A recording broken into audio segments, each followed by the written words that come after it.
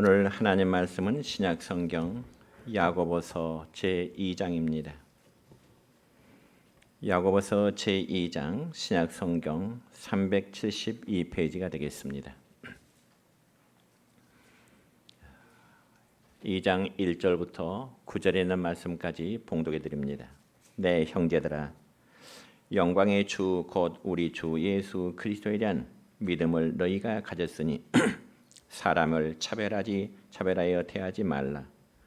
만일 너희 회당에 금 가락지를 끼고 아름다운 옷을 입은 사람이 들어오고 또 남루한 옷을 입은 가난한 사람이 들어올 때 너희가 아름다운 옷을 입은 자를 눈여겨보고 말하되 여기 좋은 자리에 앉으소서 하고 또 가난한 자에게 말하되 너는 거기 서 있든지 내 발등상 아래에 앉으라 하면 너희끼리 서로 차별하며 악한 생각으로 판단하는 자가 되는 것이 아니냐. 내 사랑하는 형제들아, 들을지어다. 하나님이 세상에서 가난한 자를 택하사 믿음에 부유하게 하시고 또 자기를 사랑하는 자들에게 약속하신 나라를 상속으로 받게 하지 아니하셨느냐. 너희는 도리어 가난한 자를 업신여겼도다. 부자는 너희를 억압하며 법정으로 끌고 가지 아니하느냐. 그들은 너희에게 대하여 일컫는 바 그 아름다운 이름을 비방하지 아니하느냐. 너희가 만일 성경에 기록된 대로 내 이웃 사랑하기를 내 몸과 같이 하라 하신 최고의 법을 지키면 잘하는 것이거니와 만일 너희가 사람을 차별하여 대하면 죄를 짓는 것이니 율법이 너희를 범법자로 정죄하리라. 아멘. 사랑과 축복의 메시지 나눕니다. 사랑하고 축복합니다. 예, 사랑하고 축복합니다. 오늘은 신약 성경 야고보서 2장 1절부터 9절에 있는 말씀을 중심해서 외모를 판단하지 말라라는 제목으로 오늘 말씀을 선포하고자 합니다. 여러분, 지금으로부터 237년 전, 그러니까 1789년 7월 14일 저 프랑스란 나라에서는 시민혁명이 일어났습니다. 그래서 프랑스 시민혁명은 만 5년 동안 이어졌는데 그 시민혁명을 일으키는 과정에서는 많은 희생자도 있었지만은 거기에는 놀라운 가치가 하나 있었습니다. 그것은 바로 자유와 평등이라는 깃발 아래 모든 사람들은 누구든지 자유롭고 평등하게 살 수 있는 그러한 권리를 갖게 된 것입니다. 그 결과 프랑스에는 계급사회가 무너지게 되고요. 이제 시민사회가 이루어져 가게 되었던 것입니다. 여러분, 그리고 미국의 인권운동가였고 그리고 노벨 평화상을 받았던 마르틴 루터 킹 목사님도 나에게는 꿈이 있습니다라는 그 설교를 통해서 이런 말을 합니다. 우리의 자녀들이 피부색과 인종과 종교와 빈부의 차별 없이 백인 자녀들과 함께 학교에 다니고 뛰어놀 수 있는 그런 사회에 대한 꿈이 있습니다라고 하는 그런 설교를 한 적이 있습니다. 그러자 미국의 대통령이었던 오바마, 잘 아시지요? 이 오바마 대통령은 자신의 대통령 취임식 때 이 마르틴 루터 킹 목사님의 한 말을 인용하면서 연설을 하게 된 것입니다. 그렇지만 루터 킹 목사님의 꿈은 비록 그가 암살을 당함으로 그 꿈을 이루지는 못했지만은 그러나 지금은 하나씩 다 실현되어져 가고 있는 중입니다. 그러므로 마르틴 루터 킹 목사님의 꿈은 어쩌면 하나님의 꿈이기도 했습니다. 하나님이 원하신 바도 되었습니다. 왜냐하면 예수님께서 십자가에 달리시기 전 마지막으로 대제사장적인 그 기도를 하실 때에도 그 기도의 핵심은 바로 하나됨이었습니다. 그래서 우리 모두는 주님 앞에 들어오면 세상에 여러 가지 호칭들이 있지만 그 중에 우리는 교회라는 공동체 안에서 서로 형제요 그리고 자매라고 하는 이런 호칭을 나누게 되는 것입니다. 왜냐하면 우리 모두가 다 믿음 안에서는 한 가족이기 때문에 그렇습니다. 믿습니까? 그러므로 그리스도 예수 안에서 우리 모두는 하나라는 공동체를 이룹니다. 그러므로 우리는 그 누구도 사람의 외모를 보고 판단하고 차별해서는 안 된다는 것이 오늘 읽은 성경 말씀의 핵심 요지입니다. 자, 오늘 본문 읽은 말씀 가운데 1절의 말씀을 함께 읽을까요? 시작. 내 형제들아, 영광의 주 곧 우리 주 예수 그리스도에 대한 믿음을 너희가 가졌으니 사람을 차별하여 대하지 말라. 사람을 차별하여 대하지 말라. 물론 이 말씀을 이해하기 위해서는 야고보 사도가 이 야고보서를 기록하게 된 그 시대적인 배경을 먼저 알아야 할 것인데, 여러분 당시에는 주인과 노예가 교회에서 함께 예배를 드렸지만은 그러나 주인과 노예라고 하는 그 신분의 차이는 분명히 있었습니다. 그러다 보니 주인과 노예에 대한 차별 대우가 교회 안에서도 비일비재할 수밖에 없었던 것입니다. 바로 이런 점을 시정하기 위해서 야고보 사도는 사람을 외적인 빈부 귀천에 따라서 차별 대우하지 말 것을 경고하고 있는 것입니다. 여러분, 차별 대우라는 것은 사람의 지위나 재산이나 혹은 어떤 사회적인 영향력에 따라서 편파적으로 사람을 대우하는 것, 편파적으로 사람을 대우하는 것, 이걸 우리는 일반적으로 차별 대우라 그렇게 말합니다. 그렇지만 교회 안에서는 이런 관점에서의 차별 대우가 있어서는 결코 안 되는 것이죠.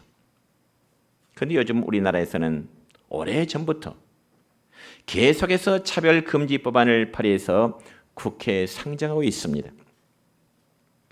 그렇지만 우리 그리스도인이라면 차별금지법을 반드시 막아야 될 중차대한 임무를 우리가 맡고 있는 것입니다. 여러분, 차별금지법이라면 인권이라는 미명하에 동성애를 주장하는가 하면 어떤 종교적인 잘못된 종교를 비판하는 일을 그만다든지 혹은 심지어는 간통죄까지도 이제 폐지하면서 성적인 자기의 결정권을 존중해야 된다. 이런 회개망측한 이제 법들을 만들어 내고 있는 것입니다. 여러분, 차별금지법은 악법 중에 악법이기 때문에 우리 그리스도인들이 분명히 막아내야 될 너무나 중차한 일입니다.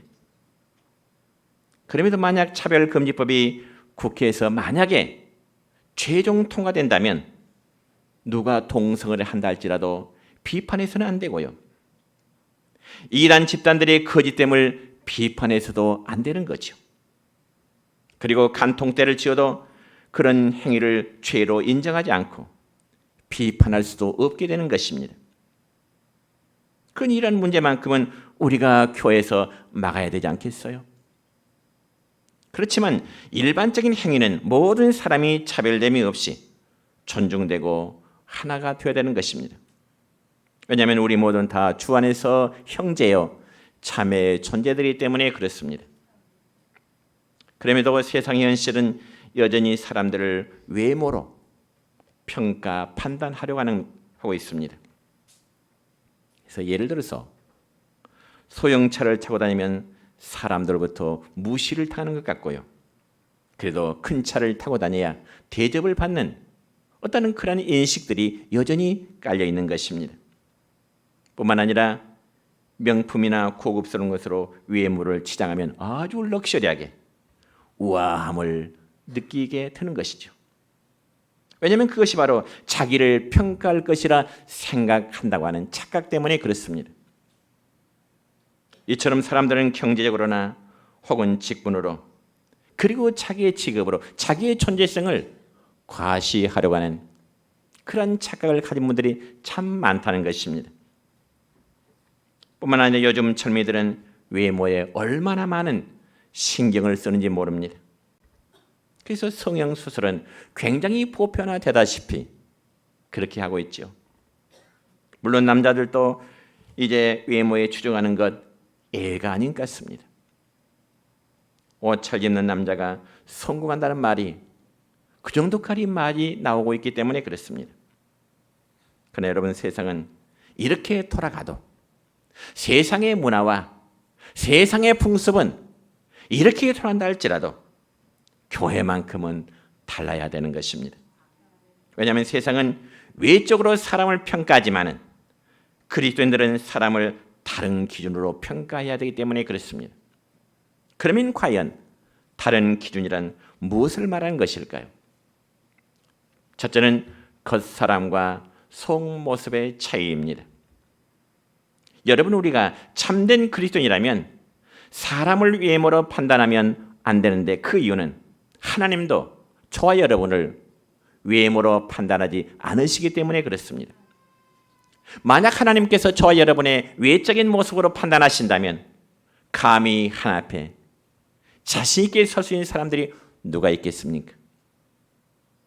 그러므로 하나님께서 성경 역사를 보면 다윗이라는 사람을 이스라엘의 왕으로 선택하실 때 그 상황에 대해서 사무엘상 16장 7절의 말씀을 보면 이런 말씀이 기록되어 있습니다.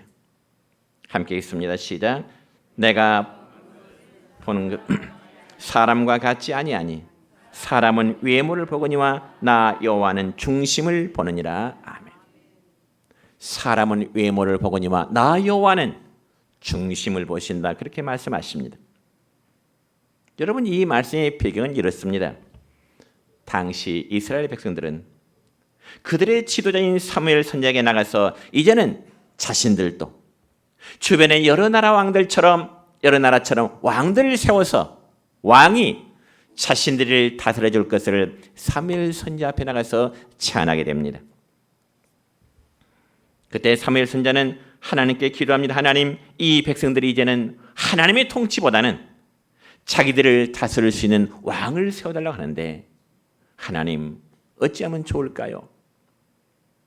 이런 사무엘 선지자의 기도에 대해서 하나님의 응답은 이렇습니다. 사무엘아, 네가 저 베들레헴이라는 곳에 가보아라. 그러면 그곳에는 이새라고 이름하는 사람이 살고 있는데 그에게는 8명의 아들이 있다. 그니 그 8명의 아들 중에 한 사람을 택해서 이스라엘의 왕으로 세워주어라. 하나님의 응답이 사무엘 선지자에게 그렇게 임합니다. 그래서 사무엘 선지자는 하나님으로부터 이스라엘의 왕을 세우기 위해서 베들레헴이라는 지역으로 가게 됩니다. 그래서 그 동네에 가니까 아닌가 아니라 이새라는 이름하는 사람이 있어요. 이새라는 사람의 집에 사무엘 선지자가 들어가니 가장 먼저 나오는 사람이 있습니다. 그는 바로 이새의 큰 아들인 장남 엘리압이라는 아들이었습니다. 그래서 사무엘 선지자가 이새의 장남 엘리압을 보니까요, 키도 출중하지요. 오늘날로 말하자면 훈남 중에 훈남이었을 것입니다.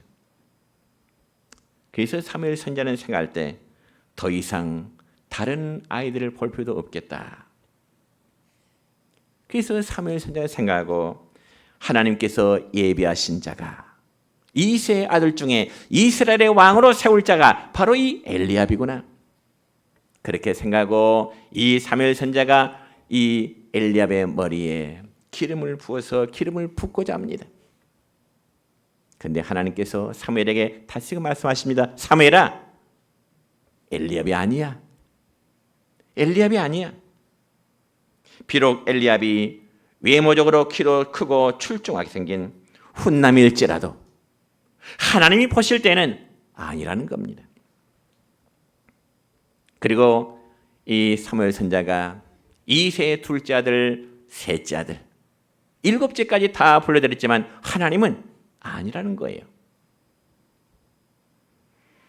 그리고는 맨 마지막 아들인 다윗을 불렀더니 바로 이스라엘 백성을 다스릴 수 있는 왕이 될 것이니 다윗에게 기름을 부어서 이스라엘의 왕으로 삼으라. 그렇게 말씀하신 겁니다. 그러니까 하나님이 다윗을 세워서 이스라엘의 왕으로 세우심은 무엇보다도 하나님이 사람의 중심을 보신다고 하는 중요한 점이 있습니다. 저는 여러분에게 조심스럽게 묻고 싶습니다. 하나님께서 여러분의 중심을 어떻게 보실 것 같으신가요? 하나님이 여러분 각자의 마음의 중심을 하나님이 어떻게 보시라고 여러분 스스로 생각하신가요? 지금 여러분의 마음이 온전히 하나님께 예배를 드리는 그런 마음으로 이 시간 예배를 드리고 계신가요? 하나님만이 여러분의 중심을 아실 것입니다. 그리고 혹시 여러분은 예수님을 생각할 때 예수님의 모습이 과연 어떤 모습일까? 한 번쯤은 생각해 보셨는지 모르겠습니다. 물론 영화나 혹은 예수님의 성화를 보면은 그 예수님의 모습은 남자지만은 머리를 길게 이제 늘어뜨리시고 또 얼굴에는 수염이 가득한 아주 인자한 모습으로 예수의 모습이 나타나죠. 그러면 정말 예수님이 그런 모습일까요? 여러분 구약성경 이사야 53장 2절의 말씀을 보면은 우리 예수님의 모습에 대해서 이사야 선지자는 이렇게 예언해요. 어떤 모습일까요? 시작. 그는 잠깐이요. 그는 누구를 가리켜요? 오실 메시아 예수님. 이사야 선지자는 예수님에 대해서 이렇게 소개합니다. 시작. 그는 고운 모양도 없고 풍채도 없은즉 우리가 보기에 흠모할 만한 아름다운 것이 없도다. 이 말은 예수님은 미남이라는 말이에요? 아니라는 말이에요? 멋있다는 말이에요? 멋이 없다는 말이에요? 왜 대답도 안 하세요? 그러니까 우리 주님의 모습은 외모적으로 볼 때 미남도 훈남도 아니어서 아름다운 모습이란 전혀 찾아볼 수 없을 것이라고 이사야 선지자는 예언한 것입니다. 그럼에도 우리가 오늘날 그 예수님 믿고 거듭나면 사람을 보는 관점이 달라져야 되는 것입니다. 그리고 사람의 외모를 보고 판단하지 말아야 될 것을 오늘 야고보 사도를 통해서 우리에게 여전히 말씀하고 계십니다. 그리할 때 모든 사람을 우리는 그리스도 안에 있는 새로운 피조물로 저분은 거듭났구나. 저분의 마음속에 예수님이 주인이 되시구나. 거듭나는 자라는 사실을 우리는 인식하게 될 것입니다. 그리고 여러분 본서를 기록한 야고보 사도는 사람을 외모로 취하는 것에 대한 좋은 애화를 우리가 읽은 말씀 가운데 2절부터 3절에 기록되어 있는데 함께 읽습니다. 시작.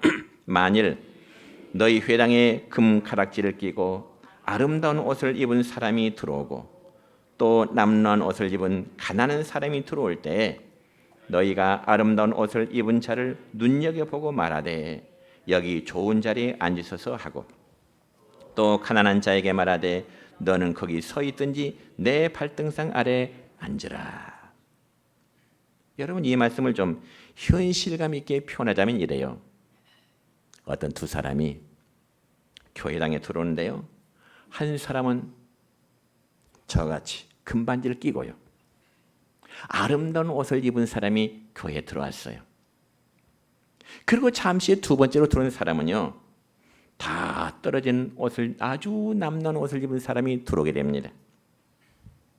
그렇다면 만약 이런 두 종류의 사람이 우리 교회에 들어올 때 여러분 각자가 안내위원이라면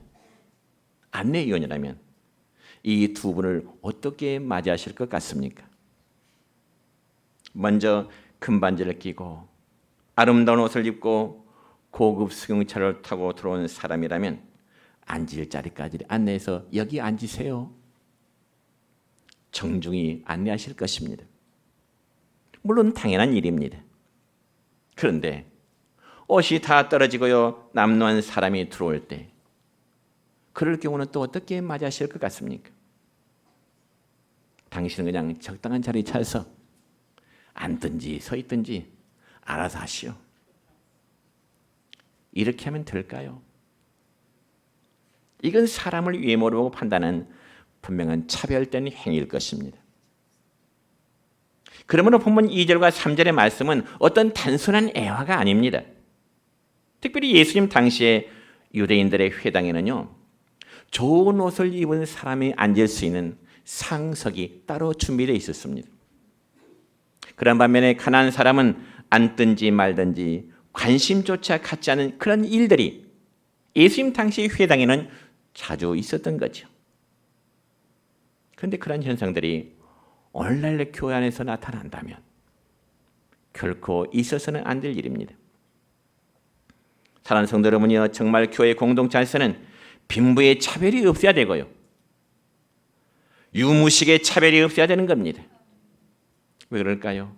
우리 모두는 형제 자매라고 하는 하나의 공동체이기 때문에 그렇습니다. 여러분 믿으십니까? 가졌으면 얼마나 가졌고 배웠으면 얼마나 배웠겠습니까? 일상생활한다는 별 차이가 없습니다. 그럼에도 교회 안에서 성도들이 종종 시험 드는 경우가 종종 있는데 그 이유 중에 하나는 상대방으로부터 내가 피해의식을 느낄 때 시험을 들 수밖에 없습니다. 그리고 그 피해의식이란 바로 무시를 당하는 거죠. 우리는 내 분수에 맞지만 혹시 내 옷차림 때문에, 그리고 혹시 내 행동 때문에 실족하는 형제가 있어서는 안 되는 것입니다. 그러게 수련 매사에 절제할 수 있기를 주님의 이름으로 축원합니다.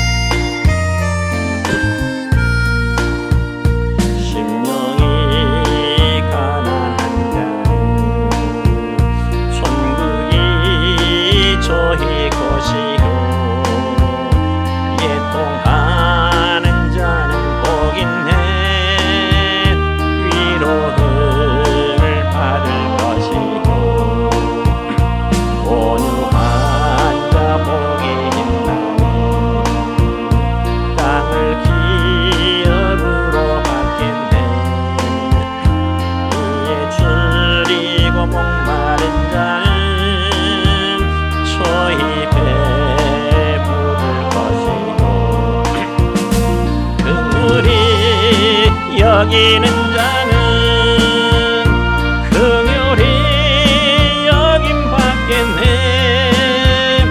마음이 청결한 자는 하나님을 볼 것이요. 화평케 하는 자는 하나님의 아들이라 일컫네. 핍박받는 자 천국이 저희 것이라. 내게도 주소서. 내가 복을 받기 원하네. 오 내 주여 주소서.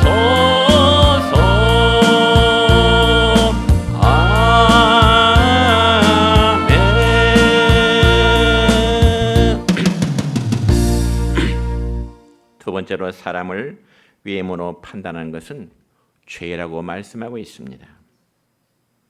여러분, 사람들은 자기보다 좀 잘났거나 또 경제로 부한 자에게는 비굴할 만큼 잘하려고 하지만은 가난한 사람에게는 본능적으로 무시하려고 하는 성향들을 많은 사람들이 가지고 있습니다. 왜 그럴까요? 이유는 두 가지일 것인데, 첫째는 힘 있는 부자에게 잘하는 것이 뭔가 이득을 얻을 수 있으리라고 하는 그런 작은 기대감 때문에 그럴 것입니다. 그런 반면에 나보다 못한 사람에게는 얻을 것이 없기 때문에 무시하게 되는 경우가 많습니다. 또한 두 번째로 부자에게 잘하는 의도는 자신도 역시 언젠가는 부자에 대한 커다란 소망을 가지고 있기 때문에 그렇습니다. 다시 말씀드려서 나도 언젠가는 저 부자처럼 되겠다는 깊은 열망이 있기 때문에 그렇습니다. 그런데 교회 안에서마저 부자만을 대접하고 힘있고 권력 가진 자의 관심을 가진다면 성도들은 반드시 시험 들 수밖에 없습니다. 그 때문에 교회 오면 모든 성도들은 바로 서로 하나님의 품을 느껴야 할 것입니다. 그래서 요한계시록 말씀 보면은 12지파 모두에게 하나님의 나라, 하늘 문이 열린다고 말씀합니다. 그리고 차별 없이 누구든지 들어올 수 있는 것이 바로 하나님의 나라임을 믿으시기 바랍니다. 그와 마찬가지로 여러분, 지상교회는 누구든지 와서 하나님의 교회 공동체 안에서 사람의 눈치를 보는 것이 아니라 하나님을 바라볼 수 있도록 협력하고 세워지는 여러분 되시기를 바랍니다. 그래서 사람을 차별하고 외모를 판단하는 것이 얼마나 무서운 죄인지에 대해서 오늘 읽은 우리가 말씀 가운데 4절의 말씀을 볼까요? 이렇습니다. 시작. 너희끼리 서로 차별하며 악한 생각으로 판단하는 자가 되는 것이 아니냐. 아멘. 여러분, 성도들끼리 서로 차별하고 판단하며 형제들을 무시하는 것은 하나님 보시기에 참으로 악한 죄가 되는 것입니다. 그렇지만 성숙한 신앙이라면 사람을 외모로 판단을 하지 않아요. 흔히 말하기를 사람 대하는 것을 보면은 그 사람의 인격과 그 사람의 신앙을 어느 정도 알 수 있다, 그렇게 이야기합니다. 여러분, 성경에 대한 지식도 많고 은사도 많고 또한 교회 봉사 많이 하지만은 약하고 힘없고 어려운 사람을 대하는 태도가 올바르지 않으면 그 사람을 올바른 신앙인, 성숙한 신앙이로 평가하기는 어렵습니다. 다시 한번 강조합니다. 믿음의 사람은 그 누구도 판단하거나 비판하거나 무시하지 마시기 바랍니다. 부끄러운 고백입니다마는 목사인 저도 때때로는 믿음의 성도들이나 주변인들을 무시할 때가 있습니다. 저도 그래요. 다른 사람 모르겠지만은 제 자신은 저의 모습을 너무나 잘 압니다. 그럴 때마다 제 자신의 마음을 채찍질합니다. 사람의 외모를 보고 판단하지 말아야 되는데 스스로 저의 어리석음과 부족함을 늘 채찍질해 봅니다. 여러분, 우리는 믿음의 식구들이나 혹은 주변 사람들을 외모로 판단하지 말고 그 내면에 있는 깊은 내용도 우리가 알아야 되는 겁니다. 여러분, 겸손이란 다른 사람을 세워주고 다른 사람을 높여주는 것이 겸손인 줄 믿습니다. 그리고 사람을 외모로 취하는 것은 악한 생활뿐만 아니라 죄를 짓는 것이라고 오늘 읽은 또 9절의 말씀 볼까요? 이렇습니다. 시작. 만일 너희가 사람을 차별하여 대하면 죄를 짓는 것이니 율법이 너희를 범법자로 정죄하리라. 사람을 차별하면 율법이 너희를 범법자로 정죄한다 말씀하십니다. 분명히 성경 말씀 보면 사람을 외모로 차별하면 명백한 죄라고 말씀하는데, 왜냐하면 우리는 사람에 대한 판단자가 아니기 때문에 그렇습니다. 우리가 어떻게 다른 사람을 엄밀한 의미에서 판단할 수 있는 자격이 있을까요? 만약 우리에게, 여러분에게 전혀 흠이 없는 삶을 살아간다면 아마 다른 사람을 판단할 수 있을 것입니다. 그러나 우리에게는 전혀 흠이 없을 만큼 완벽하게 살아가는 존재는 아무도 없잖아요. 그러면 과연 우리를 진리 가운데로 인도하시면서 판단하실 그분은 과연 누굴까요? 세 번째는 우리의 중심을 보시는 분은 오로지 하나님이십니다.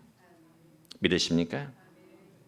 우리가 사람을 외모로 판단하게 되면 그는 하나님에 대해 잘못된 생각을 갖게 되는 거죠.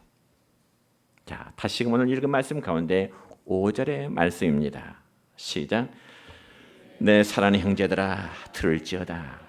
하나님이 세상에서 가난한 자를 택하여 믿음에 부유하게 하시고 또 자기를 사랑하는 자들에게 약속하신 나라를 상속으로 받게 하지 아니하셨느냐. 아멘. 가난한 자를 택하여 믿음에 부유하게 하시고요, 자기를 사랑하는 자들에게 약속하신 하나님 나라를 상속으로 주시겠다는 겁니다. 그런데 이 말씀은 자칫 하나님은 가난한 자의 편이다 그렇게 오해해서는 안 됩니다. 하나님은 가나안에 서 사랑하시고 이 땅에서 부자로 산다고 해서 하나님은 미워하시는 분은 결코 아닙니다. 그럼에도 하나님이 세상에서 가난한 자를 택하사 믿음에 부유하게 하셨다는 말씀은 세상에서 거들떠보지도 않는 가난한 자들 할지라도 하나님은 그들을 택하신다고 하는 말씀입니다. 하나님은 모든 사람을 차별하시는 분이 아니라 사랑하시는 하나님이시라는 사실입니다. 그리고 하나님이 보시는 것은 우리의 중심인데 우리 영혼의 가치를 보시고 또한 우리 속 사람을 보시는 분이십니다. 그러니까 하나님 앞에서는 로마서에 있는 말씀처럼 유대인이 되었든 이방인이 되었든 하나님 앞에서는 차별이 없습니다. 참으로 하나님께 중요한 것은 우리 각자의 믿음인 줄 믿으시기 바랍니다.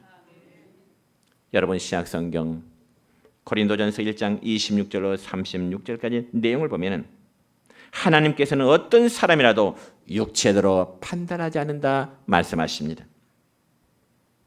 그리고 어떤 사람이라도 외형제며 인간적인 기준을 가지고 하나 앞에 나오지 말아라.